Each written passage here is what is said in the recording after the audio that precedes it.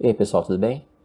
Nesse vídeo nós vamos ver 6 verdades sobre o aprendizado do idioma inglês.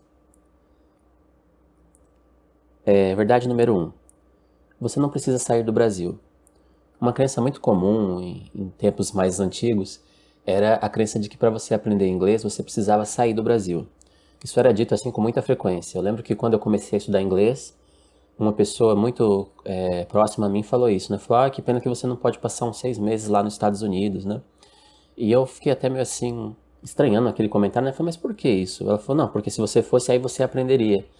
Quer dizer, é como se eu não fosse aprender, é como se a minha trajetória já tivesse predestinada ao fracasso, porque eu não iria passar um tempo em um país de língua americana e tal. Então, essa é uma crença que se provou completamente falsa, né? O inglês ou qualquer outro idioma é um código de linguagem que tem regras, que tem ali a sua fórmula, né, sua estrutura, e que isso pode ser aprendido em qualquer lugar do mundo, através de livros, através de áudios, através de filmes, enfim, você pode usar recursos aí variados. Mas em qualquer lugar que você estiver, você é sim capaz de estudar e de aprender qualquer idioma. Então, essa é uma crença que se provou falsa e você não precisa sair do Brasil para aprender a falar inglês. Bom, a segunda verdade, você não precisa falar como um nativo. Essa também é uma exigência que se demonstra completamente falsa e equivocada.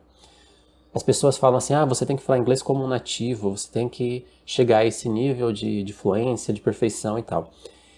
O que eu vejo aqui é que a maior parte das pessoas sequer vai se dedicar tanto assim ao estudo. As pessoas querem algo dinâmico, as pessoas querem falar inglês.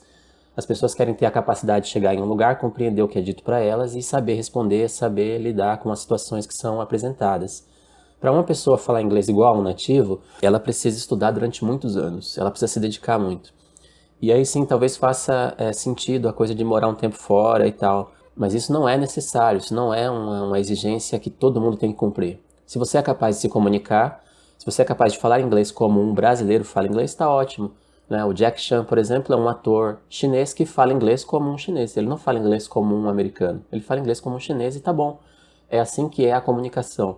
Né? Então você não precisa falar inglês como um nativo. Essa é uma crença que também se demonstra falsa. A terceira, você não precisa ter um professor nativo. Isso aqui é muito importante. E eu não estou falando porque eu sou um professor brasileiro, né? Mas eu estou falando isso porque é verdade. Os nativos, eles são ótimos para você praticar a conversação, para você falar com eles e, saber coisas sobre a cultura americana ou britânica, enfim, de qualquer lugar onde você queira se informar. Mas nem sempre uma pessoa só porque é nativa vai ser um bom professor. Primeiro porque ela não pode não te compreender muito bem, pode não compreender as suas necessidades. Segundo porque ela pode ser muito exigente, pode exigir de você algo que você não vai saber entregar para ela ou nem seja o seu objetivo, tamanha qualidade. E também porque você deve conhecer diversas pessoas que são, aliás, você deve conhecer, não, você conhece muita gente que é brasileiro, né, que fala português como nativo, mas que com certeza não seriam bons professores de português, certo? Eu, por exemplo, conheço muitas pessoas que eu tenho certeza que seriam péssimos professores de português, mas são nativos brasileiros, então eles falam português e eles seriam ótimos parceiros para a conversação. Se um americano quisesse praticar conversação com eles, seria ótimo. Por quê? Porque eles são nativos, eles entendem da nossa cultura, eles falam português desde criança, mas como professores eles seriam terríveis. Então eu acho que isso é bastante interessante da gente observar. Tá? Nativos são excelentes para a gente praticar e conhecer a cultura deles. Isso não significa que eles vão ser extraordinários professores, vai depender muito da pessoa, ok? Você pode encontrar um brasileiro que seja um professor melhor do que um nativo. Tradução não vai te ajudar. Essa é a quarta verdade. Se você está estudando inglês já há um tempo e não larga da tradução, você vai ficar estagnado, porque a tradução é um vício, na verdade. Quando a gente começa a estudar o idioma, a gente se inclina muito para a tradução, porque a tradução é uma forma da gente compreender as coisas. Mas a gente precisa chegar em um ponto de entender que o idioma inglês é uma outra língua, é uma outra coisa. Se você traduz tudo, você acaba se distanciando da essência daquela língua. Então, por exemplo, hoje, quando conheço uma palavra que eu ainda não conhecia, ou uma expressão que eu ainda não conhecia, em vez de correr para a internet, para um dicionário, para tentar achar a tradução daquela expressão, daquela palavra, o que eu faço é simplesmente aceitá-la no meu vocabulário, por meio de uma associação de ideias. Então, assim, eu não quero saber literalmente o que ela significa.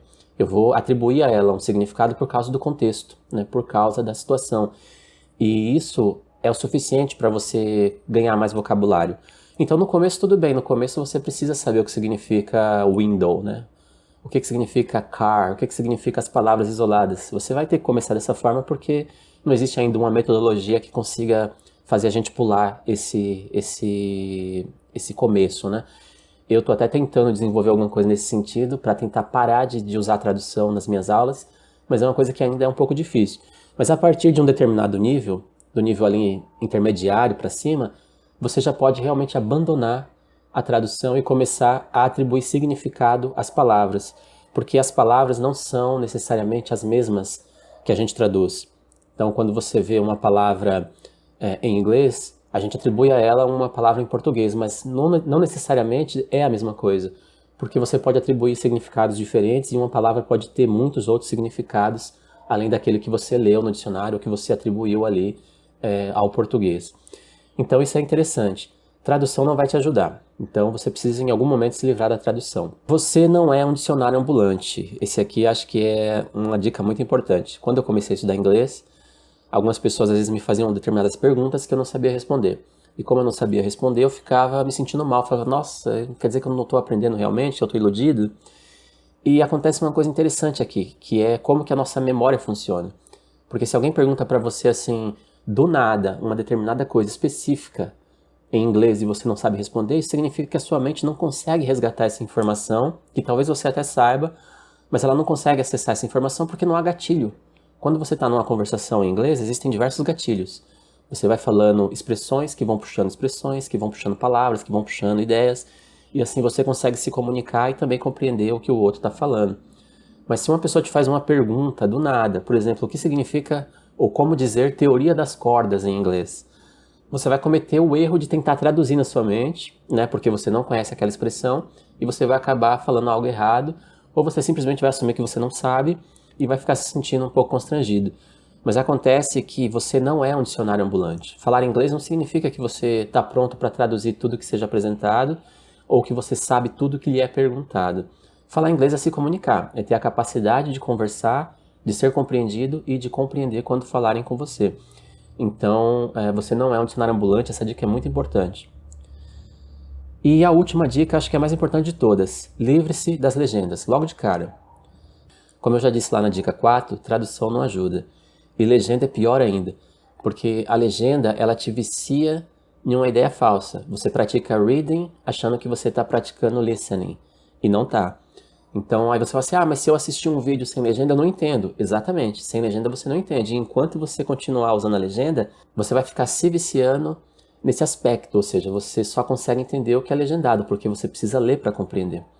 Agora, quando você quer praticar listening, você precisa ouvir e entender o que você está ouvindo. Então você tem que se livrar dos recursos visuais. Você precisa compreender através do ouvido realmente, através de contexto, através da pronúncia, de questões como essa. Eu, desde que comecei a estudar inglês, eu me livrei rapidamente das legendas. Só uso legenda quando eu realmente não consigo compreender uma coisa e quero muito saber literalmente o que é. E mesmo assim eu não traduzo a legenda. Eu vou ler no inglês e é isso, basta, tá bom. E é assim que vai ser. Bom, então é isso. Essas são as minhas 6 dicas para você aprender inglês, 6 verdades sobre o aprendizado de inglês, que eu espero que ajudem você, como me ajudaram a chegar ao nível de inglês que eu tenho hoje, ok? Muito obrigado por assistir esse vídeo. Se você gostou, deixe o seu like e a gente se vê no próximo vídeo.